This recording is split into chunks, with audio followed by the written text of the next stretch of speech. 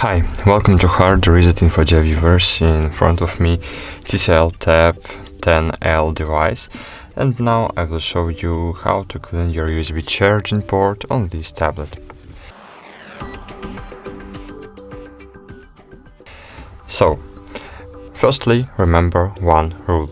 Never use metal objects to clean the connector so as not to damage the moisture protection and the charging mechanism itself. I suggest to use an old toothbrush, which I no longer use. So, as you can see, there is something in my charging port that prevents the charging cable from going all the way into the connector, and now we are going to try to clear it.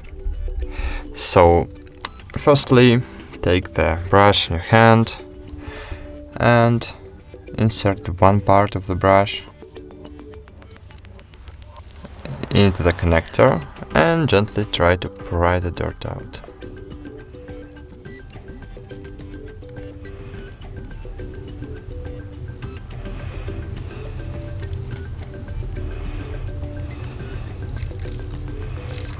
So that's it. Thanks for watching, like this video, subscribe to our channel, and bye. See you.